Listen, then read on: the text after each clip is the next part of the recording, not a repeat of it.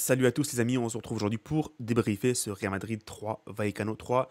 Voilà, 3 partout entre le Real et Vallecano. Mini derby de Madrid, hein, mini derby de Madrid où on perd des points. On perd la possibilité de dépasser le Barça. Le Barça jouera demain contre les Ganes. Et l'Atlético Madrid aussi. L'Atlético Madrid qui jouera demain contre Retafe. L'Atlético Madrid en cas de victoire dépasse le Real. Le Real passe troisième. C'est vrai que le Real a un match en moins, les amis. Il jouera contre Valence en début de janvier. Voilà, hein, il fallait gagner ce match. Il fallait gagner ce match pour laisser un peu de pression par rapport au Barça parce que voilà, on gagnait aujourd'hui, on passait devant eux. On passait devant eux, ils jouent demain, ça pouvait mal se passer, on sait jamais. Mais bon, là, personnellement, j'y crois pas trop. Retafe, Atlético, au Metropolitano et Barça, Leganés, à Montjuic, la vérité, j'y crois pas trop. Je pense que les deux équipes elles vont se balader. Et du coup, le Real va finir troisième d'ici la fin de la journée de Liga. Il y a aussi Bilbao qui est derrière, des amis quatrième, ils ont 32 points. Donc la Liga cette année, elle est compétitive. Il y a quatre équipes qui, je pense, vont se batailler pour la Liga. Bon, Bilbao, comme j'ai dit, ils sont un peu en retard par rapport aux trois autres équipes, mais you never know. Donc voilà, déplacement difficile, encore un déplacement difficile contre Vallecano. Chaque année, les amis, je crois qu'on perd des points contre eux. Si je ne me trompe pas, je crois que l'année dernière, on a perdu. Je sais pas si c'est l'année dernière ou je confonds avec l'année d'avant, mais en tout cas, c'est compliqué de partir jouer là-bas. Et voilà, on a vu la preuve aujourd'hui, les amis. On a perdu des points. Donc le match en soi, le match était compliqué. Le match était compliqué, surtout les 30 premières minutes. Souffrance totale. Souffrance totale. On a galéré comme jamais, les amis. On ne pouvait pas sortir la balle de notre moitié de terrain sur les 15-20 premières minutes. Littéralement. La seule occasion du Real Madrid, c'est laquelle? C'est la frappe de Arda Güler du milieu de terrain. Littéralement. À la première seconde. Il voulait surprendre le gardien, ça finit au-dessus. Et à part ça, il y a quoi? Il y a la frappe de Rodrigo, si vous considérez ça comme une frappe mi-centre, mi-frappe, là, qui est contrée par le gardien qui passe en corner. Il y a la frappe de Güler qui finit à Istanbul. Sur les 30 premières minutes de jeu, il n'y a rien du tout proposé par le Real Madrid. Le Rayo Vallecano a marqué à la quatrième, but de Unai Lopez. On va parler, les amis, on va parler des erreurs défensives, on va parler de Lucas Vasquez. Bon, but de Lopez du coup à la quatrième, but en plus à la 36e de Moumine, quasi un copier-coller. Oui, le Real Madrid a réagi. Oui, le Real Madrid a bien réagi. Oui, heureusement, le Real Madrid a réagi parce que je pense vraiment, les amis, s'il y avait 2-0 à la mi-temps, le match était pourri. Le match était finito, on allait perdre 4-0. C'était compliqué. C'était compliqué. On marque en plus sur des occasions pas si franches que ça. C'est vrai que le Real Madrid s'est créé une occasion entre-temps avec la passe, il me semble que c'est Rodrigo qui fait la passe pour Bellingham et c'est Arda Güler, pardon, qui prend la balle devant lui et qui met à côté. Mais à part ça, il y a quoi? Il y a rien. Bon, il y a le but, bien sûr, et la frappe de Valverde qui est magnifique, hein. La frappe de Valverde est magnifique. Il n'y a personne qui monte sur lui. Boum, vas-y. Tu me laisses frapper, je frappe. Boum, but. Le but de Bellingham qui est pas mal aussi avec le centre de Rodrigo. Peut-être de Bellingham imparable pour le gardien Bataya. Donc la mi-temps de partout, les amis. Le retour des vestiaires, il était un peu compliqué. J'ai préféré personnellement, hein. Si j'étais neutre, voilà, c'est clair. La première mi-temps, elle était beaucoup plus agréable à regarder. Il y a des buts, il y a des occasions. Deuxième mi-temps, elle était un peu pourrie, je trouve. Pas beaucoup d'occasions du Real, pas beaucoup d'occasions pour le Real Valladolid. Le Rayo, pardon, pour le Rayo Vallecano. Je pense que le résultat général, le 3 partout, il reflète la physionomie un peu du match. Oui, le Real Madrid a peut-être eu la possession, mais le Real Madrid n'a pas eu beaucoup d'occasions. Et le Rayo Vallecano, je trouve, ils ont été efficaces en première mi-temps. Et en deuxième mi-temps, je pense, ils sont créés beaucoup plus d'occasions que le Real Madrid, hein. Donc 3 partout, pour moi, le score, il est logique. Le score, il est logique.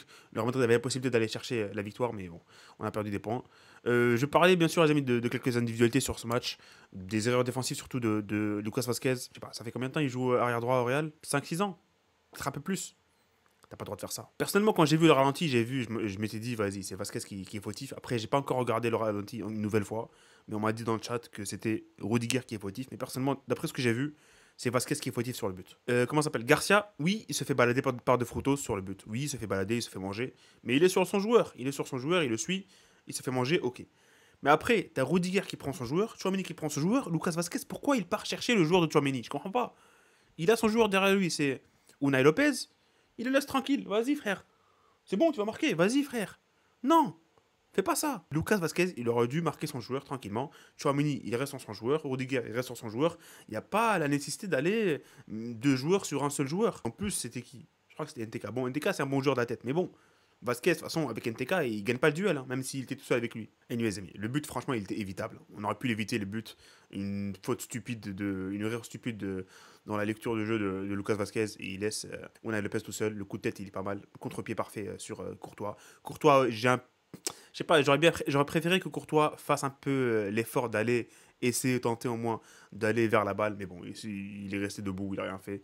Il y a eu but au final. Après le deuxième but, c'est un copier-coller. C'est un copier-coller, les amis. C'est un copier-coller. C'est pour ça que je vous dis que Vasquez, s'il était avec NTK et la balle était pour NTK, il y aurait eu but aussi.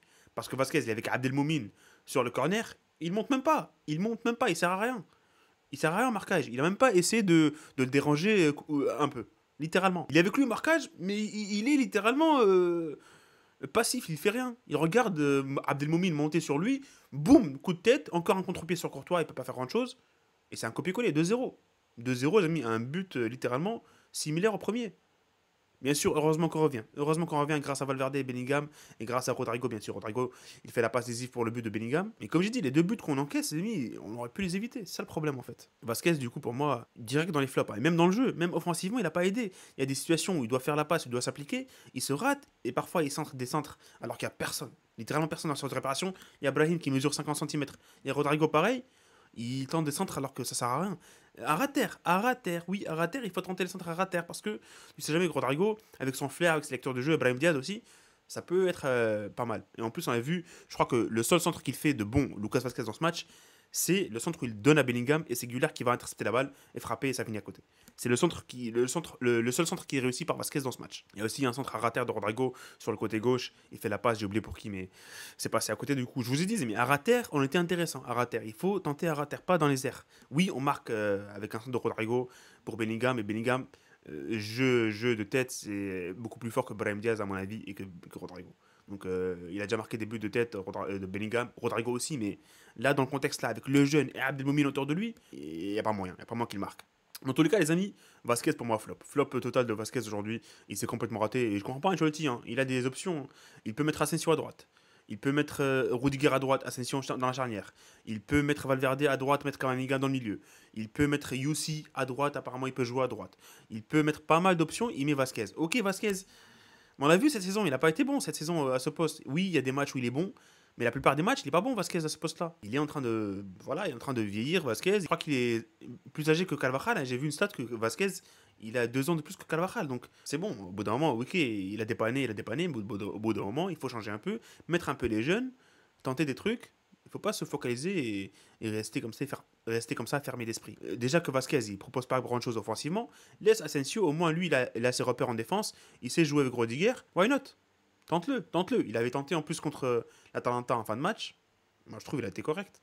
Bon, la compo initiale, hein, j'ai pas parlé de la compo initiale. Le fait qu'il n'ait pas mis Vinicius, pour moi, c'est pas si grave que ça. C'est vrai qu'on a vu que Vallecano était en train de pousser. C'est vrai que Vinicius aurait pu être pas mal dans les contre-attaques et tout, sur les contre-attaques, vu que le Vallecano laissait beaucoup d'espace derrière eux. Mais le fait d'avoir mis Brahim Diaz et Rodrigo, il pouvait faire ce job-là de Vinicius derrière le dos. Oui, Vinicius aurait été beaucoup plus intéressant dans ce registre-là, mais personnellement, Brahim Diaz et Rodrigo, pour moi, c'était pas la fin du monde. Et sachant qu'on a un match important pour aller gagner un trophée ce mercredi, Vinicius, oh ouais, pour moi, c'est pas la fin du monde de l'avoir mis sur le banc. Oui, il aurait pu le mettre titulaire et l'enlever à la 60e, mais en vrai, ça va, il est rentré à 65e, Vinicius.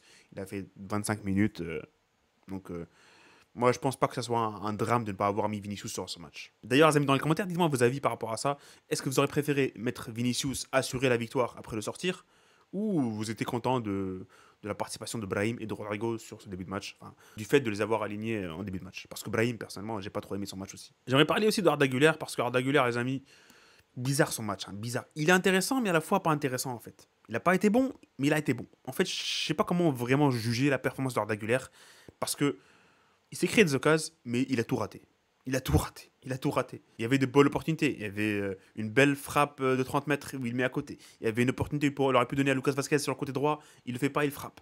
Il y avait l'occasion, là, comme j'ai dit tout à l'heure, où il peut laisser pour Bellingham. Bellingham aurait pu marquer facilement parce que c'était sur son pied. Il va se jeter sur son pied gauche et il met à côté. Donc, Arda Güler, sur ce match, je trouve la dernière touche, elle n'a pas été au rendez-vous. Et c'est ça qui est un peu détruit son match. Il a marqué un but qui a été refusé pour hors-jeu à juste titre. Il aurait pu bénéficier d'un penalty. Il aurait pu bénéficier d'un penalty. En plus, l'arbitre, il était à 1 mètre d'Arda Güler. Bizarrement, il n'a pas sifflé un penalty alors qu'il y avait penalty à 100%. Le défenseur, il a littéralement poussé Arda Güler sans s'intéresser de la balle. Bon, qu'est-ce que tu veux faire, les amis? L'arbitrage, c'est l'arbitrage, ça fait partie du match. Donc, what can you do? Je voulais aussi parler, les amis, de Rodrigo. Le match de Rodrigo aujourd'hui, je vous ai dit, dernier match contre Atalanta, il n'était pas là, il n'était pas bon, il était fantomatique, il n'a rien fait. Et là, il a répondu présent. Il a répondu présent pour moi. Oui, Valverde prend l'homme du match, mais pour moi, c'était Rodrigo. But et passe décisive dans un match compliqué. Et on l'a pas trop vu, mais les seules fois où on l'a vu, il a été intéressant. Il a été intéressant. Il s'est créé 2-3 occasions en première mi-temps. Il prend la balle, il fait ses petits rushs, il rentre dans la surface de réparation, il envoie un centre qui était plutôt pas mal. Je crois en première mi-temps. Il fait la passe décisive de Rodrigo pour le but de Bellingham. Elle sort de nulle part. Il y a littéralement, les amis, que Bellingham sur de réparation. Il va lui envoyer un ballon millimétré sur sa tête et Bellingham, il a plus qu'à ajuster. Il fait en vrai, bonne tête de Bellingham en vrai. Et voilà, Rodrigo il marque son but en plus qui donne l'avantage au Real Madrid en deuxième mi-temps. Donc ça aurait pu être le but de la victoire, mais dommage. Le Real Madrid ne s'est pas concentré, les amis, en fin de match. Donc on a perdu les points en finale. Donc pour moi, Rodrigo, très très bon match de Rodrigo. Si je devais noter, je le donne un 7 sur 10, pas plus. Un 7 sur 10 parce que au final, voilà, 3 partout, on gagne pas. Mais pour moi, il a été le meilleur sur terrain côté Real Madrid. Mais bon, dommage. Franchement, les changements, j'ai pas trouvé ça waouh. Il fait entrer Hendrick. Hendrick, chaque fois qu'il rentre, il doit faire un tacle en fait. Il doit commettre une faute sur un joueur à chaque fois qu'il rentre, notre ami Hendrick. Vinicius, il est rentré. Vinicius, il avait la balle de match en fin de match. Il fait la passe à Rudiger. En remise, Rudiger, il n'arrive pas à finir. Ça, franchement, ça aurait pu être intéressant. Il a aussi une belle frappe, Vinicius, que Bataya enlève du goal. En vrai, l'entrée de Vinicius est intéressante. C'est pour ça, en fait, on peut avoir un peu de regret par rapport à Vinicius parce qu'il rentre à 65e. S'il était là depuis le début de match, peut-être ça aurait pu changer quelque chose. On ne sait jamais, on ne saura jamais. Il a fait l'entrée intéressante, mais bon. Le fait de l'avoir préservé pour la coupe, moi, je trouve, c'est bien aussi. Brahim Diaz, voilà, il a été titularisé à la place de Vinicius. Il n'a pas répondu présent sur ce match. Arda Güler, comme j'ai dit, il a littéralement gaspillé, enfin gâché pas mal d'occasions de buts pour le Real Madrid. Il n'a pas été efficace aujourd'hui. Voilà, il n'a pas contribué à la victoire du Real Madrid. C'est vrai qu'il fait la passe décisive pour Valverde, mais bon, le but il est pour Valverde à 100%. Donc top et flop, les amis. Flop, Brahim, Arda Güler, Vasquez, top. Rodrigo. Tchouaméni, j'ai bien aimé son match, Tchouaméni, mais le problème c'est qu'il se fait avoir sur le troisième but. Lui et Rodrigo, lui et Rudiger, pardon. Les deux, ils sont pris au piège. Il y a Pépalason qui passe derrière eux et qui met le but. Donc, je peux pas le mettre dans les tops parce qu'ils se prennent 3 buts en même temps. Donc, 3 buts en tant que défenseur, c'est pas une bonne soirée footballistique. Même si j'ai bien aimé le match de Tchouaméni. Voilà, les amis, j'ai dit tout ce que j'avais à dire par rapport à ce match. Hein.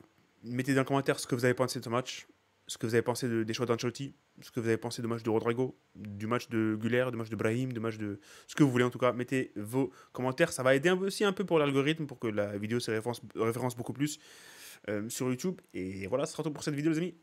Merci, comme d'hab, d'avoir regardé. Salut et profitez de votre. Pourquoi j'ai fait ça? Allez, salut, les amis.